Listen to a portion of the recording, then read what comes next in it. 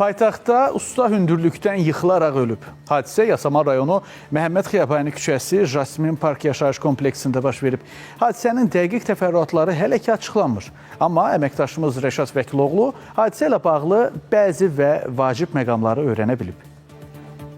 Hadisə MTK-yə məxsus 16 mərtəbəli binanın 5-ci mərtəbəsində baş verib. Tikinti şirkətində suvaqsı işləyən Cəlilabad rayon Alarkənd sakini 62 yaşlı Lazım Bağırov hündürlükdən yıxılaraq ölüb. Hadisə yerinə polis və prokurorluq orqanlarının əməkdaşları cəlb olunub. Meyit müayinə olunması üçün məhkəmə tibbi ekspertiza Patoloji Anatomiya Birliyinin Yasamal şöbəsinə təhvil verilib.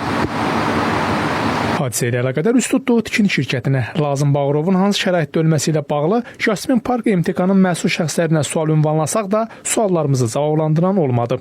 Tikintidə təhlükəsizlik qaydalarına riayət edilmədən işçilərin çalışdırılması daha bir bədbəxt hadisəyə səbəb olub. Bu dəfə Jasmin Parka məxsus bu çox mənzilli binaların birinin 5-ci mərtəbəsində işləyən usta yıxılaraq dünyasını dəyişib. Belə hazırda hadisə yerində müşahidə etmək mümkündür ki, işçilərin bəziləri təhlükəsizlik qaydalarına riayət etmədən çalışırlar. Ustanın ölümünə səbəb nədir? Bilmirəm, amma görməmişəm. O ustanın ölümünə səbəb nə olur? Jasmin Park MTK-nın rəhbəri İsfəndiyar Axundovdan da işçisinin ölüm səbəblərini soruşduq. Yəqin araşdırırlar. Hələ ifadəni biz onu geyindirməyiblər ki, necə gəlirsə evdən, elə dəyilər, istəmədiyi yerdən qalxıbdır, o malyar idi, sərdə işləyir, onu işdə nə iş varsa, qutarmış binadır özdə, içindən hər şey yerində tükülüb, qutarıbdır, oradan özünü atıbdır, nə səbəblərlə bilinmir. Onu görən şəxslər nə deyir?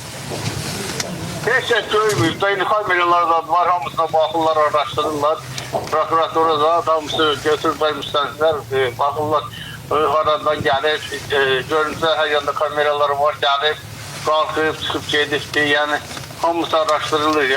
Lazım Bağırovun meyidi dəfn olunması üçün doğulduğu Alarkəndinə aparılıb. Alarkənd ərazi üzrə icra nümayəndəsinin müavini Səxavət İbayev də Lazım Bağırovun iş prosesində hündürlükdən yıxılaraq öldüyünü təsdiqlədi. Xeyr, axşam dəfn olundu, orada iştirak eləmişik, qurtardı getdi. Necə yəni, biz biliriksə, yıxılıbdır, səhər-səhər hadisə baş verib, yıxılıbdır, binadan yıxılıb, 7-ci mərtəbədən. Dövlət Əmək Müfəttişlik Xidmətindən isə Space xəbərə bildirildi ki, Yasamal rayonunda yerləşən yaşayış kompleksində baş verən hadisə ilə bağlı Dövlət Əmək Müfəttişlik Xidməti tərəfindən araşdırma aparılır və məsələ ilə bağlı müvafiq tədbirlər görüləcək. Hadisənin dəqiq təfərrüatları aparılan istintaq araşdırmalarının sonunda məlum olacaq. Rəşad Vəkiloğlu, Məhəmməd Həsənzadə, Space xəbər.